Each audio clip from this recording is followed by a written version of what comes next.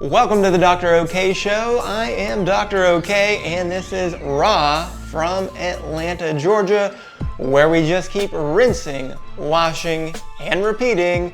But we'll get to that in a moment, so let's start with our first match and just keep forgetting about that announce table, as JD McDonagh just about killed himself with a moonsault onto the side of the announce table, but he somehow soldiered on, and yet still, in the end, Dominic Mysterio got put through the War Machine, so the War Raiders retain the World Tag Team titles. So that means the War Raiders are the ones, and Ivar had a nice crossbody off the barricade early on, and then Eric later had a pair of running knees, and eventually they fended off Carlito's interference to turn on that War Machine to get their first successful title defense in their first match since winning those titles 6 weeks ago, so they go to 1-0. That means Dom and McDonagh are the twos, and this Balor-less version of the Judgment Day set the tone early, attacking right off the bell, but it slowed down for them after McDonagh's moonsault changed the complexion of this match, and he was clearly not quite right after that. But however, Carlito's help almost turned the tides, but we'll have to give Carlito a fine for that interference. However, this gave them an advantage. That led to a 619, then a moonsault, then a frog splash. That probably would have done the job, except that Eric pushed McDonagh into Dom. So in their first traditional tag match since last February, they go to 0-1 in traditional tags. But despite the loss, we can't help but give McDonagh props for continuing in this match, and we certainly hope that he gets looked at and will be okay very soon.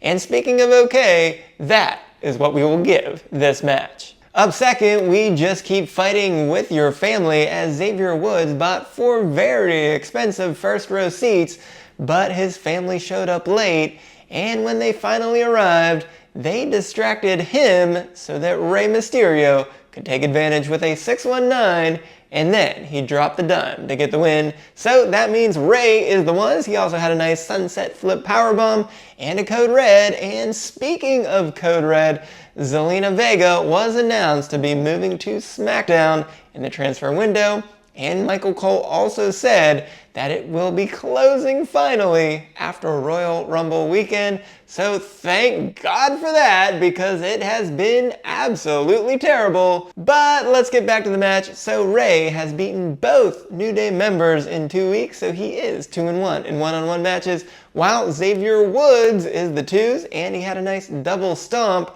through the middle rope, and he had a very long delayed vertical suplex. But when he saw his family wearing New Day sex shirts, well, that was pretty much the end of him, as that probably has to hurt more than that dropping of the dime did. But he goes to 0-1, and it is really a shame for both Kingston's and Woods' families to turn their backs on them, because they simply did what they had to do, but today it cost Woods, so that gets a not okay. Up third, we just keep showing that they're not invincible, as Raquel grabs Naomi and Uranagis her on the apron so that Liv can get an easy cover to give Bianca and Naomi a rare tag loss. So that means Liv and Raquel are the ones, and Raquel had a very nice helicopter spin early on, and Liv, of course, got another code breaker, but it was Dom who distracted the ref to stop a 3 count, and then Liv was able to pin Naomi after taking 2 finishers, so that gives them 2 wins in a row, and they go to 1-0 in 2025. So Bianca and Naomi are the twos, and they look like they were going to have another easy win after Bianca KO'd Liv, but that's when Dom had his distraction, so Bianca took it out on Dom with a crossbody onto the floor, and then Naomi was still there in the ring with Liv, so she had a split-legged moonsault, but that's when Raquel yanked Naomi away. So they take that rare loss, and lucky for them, it was a non-title match, so they dropped a 1-1 in 2025.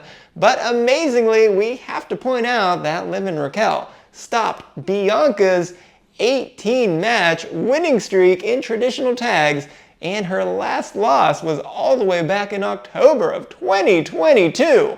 Wow, pretty incredible. So let's hope that this is a battle that we get to see again very soon, and certainly next time for that title. So this gets an okay. And in our main headline and main event, we just keep rinsing, washing, and repeating as Drew McIntyre goes to 11-0 against Sami Zayn after Zayn misses a haluva kick and McIntyre stacks those shoulders with his feet on the rope for leverage. So McIntyre is the ones, and he dominated most of the match, which was very slow and deliberately paced, but it worked for him as he landed several chops, a spine buster, and a sit-out powerbomb, and he took advantage of an opening that he saw and the ref's lack of vision to stop a 2-match losing streak to go to 1-2 in 2025. And that means Zayn is the 2s yet again, as he needs to do a better job out of the gates, as it seems to be the same old story with him as he gets manhandled early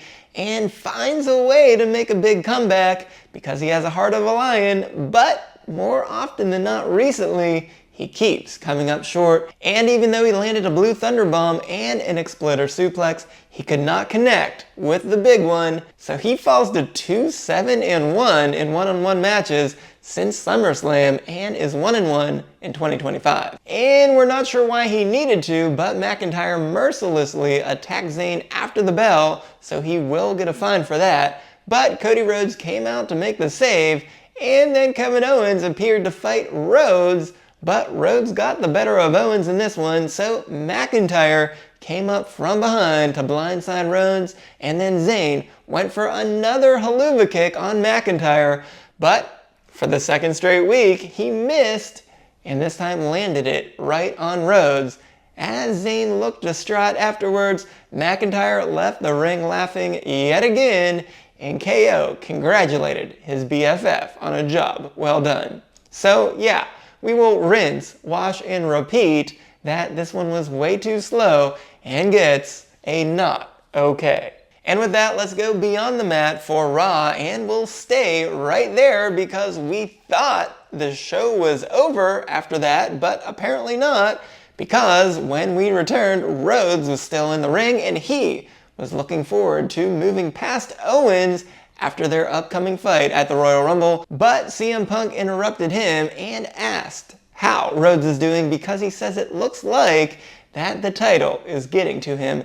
And yeah, with all the times that KO has been cooking Rhodes, it'd be getting the best of all of us as well. So Punk said that he is Rhodes' friend, but said that somebody's got to win the Royal Rumble and catch Rhodes on the way down while they are on the way up, and Punk said that he will be the one to stab him in the front because he's going to be the one to win that Royal Rumble and challenge him at WrestleMania. But Rhodes followed that up by saying that he wants Punk to win so that he can find out that the best in the world is not the best in the world anymore. But despite getting the last word, it was another clear loss for Rhodes on the mic, but this segment will get an okay. Earlier on, Kathy Kelly interviewed Punk, but it was Zayn who interrupted Punk, saying that Punk's statement last week about Zayn not being on the same level was correct, but that's because Zayn is the only one between those two who has main evented WrestleMania. But then Zayn walked away with Karrion Kross, stopping him, and Kross told Zayn to listen to his friends Seth Rollins and Kevin Owens, as this will be Zayn's best chance to win the Royal Rumble, and he has a world of opportunity at his feet. So of course, this has to get an okay. But later on, Zayn spoke to Rollins in the locker room, and he tried to convince Rollins that last week's haluva kick was a mistake, and Rollins paused, but eventually agreed with him. But Rollins says that he has to understand how it might not look like it was a mistake, and his relationship with Reigns doesn't sit well. Well, duh, of course it doesn't sit well, because it's a terrible idea to have any relationship with Reigns, but I digress. So Rollins then warned him if it happens again, Rollins might not think it's a mistake. So we have to wonder, is Rollins going to interpret the Rhodes haluva kick as a mistake? I guess we'll find out at the Rumble, and this gets an okay. So it was actually Rollins who started the show by talking about eliminating Reigns and Punk, and said that Gunther was only holding the title until he decides to go after it. So of course Gunther then interrupted, saying that he is unsure if Rollins still has it. And you know what? That's exactly what I've been saying, so great job there, Gunther. Nonetheless, he told Rollins to please win the Royal Rumble so that he can challenge him.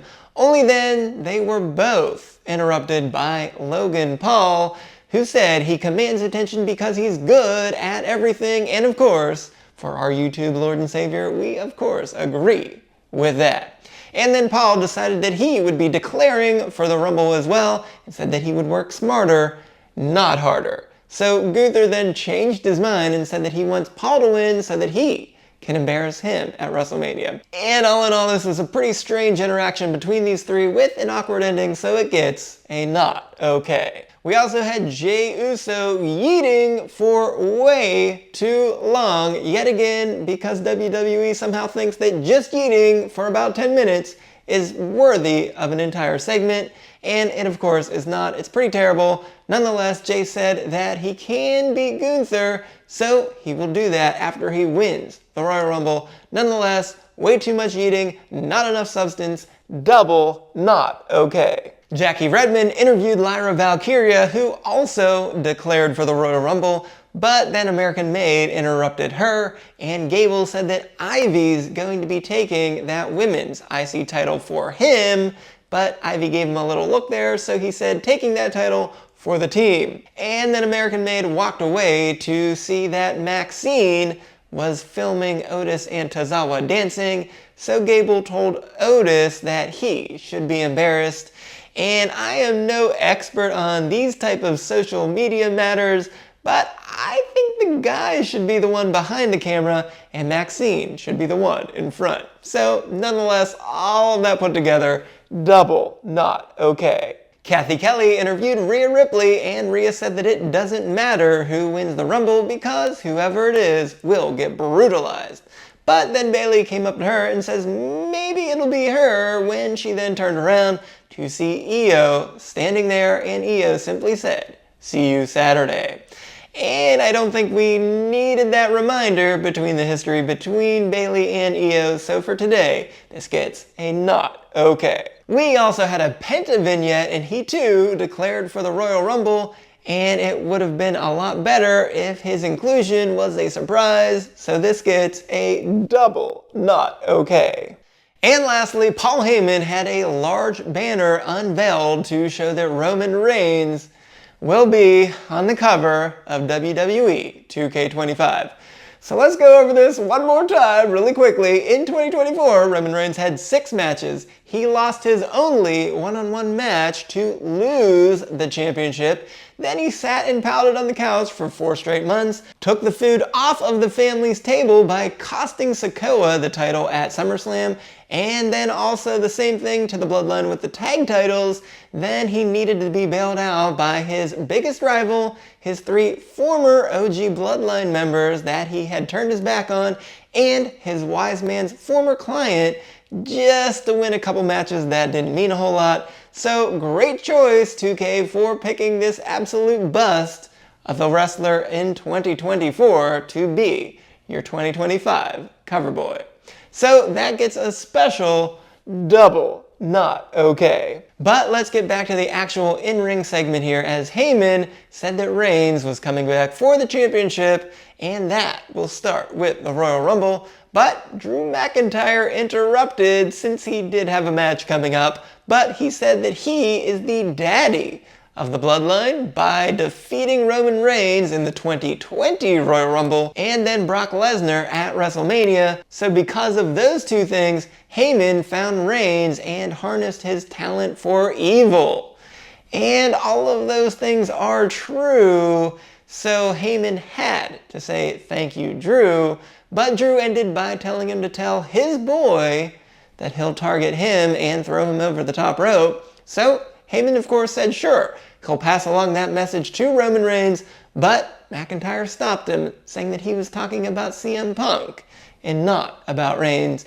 And again, while all of this was true by McIntyre, it was a pretty long and strange route to get to where we got to in this one, so it gets a not okay. Well, this was the second time in 4 Raw on Netflix shows that we've only gotten 4 wrestling matches.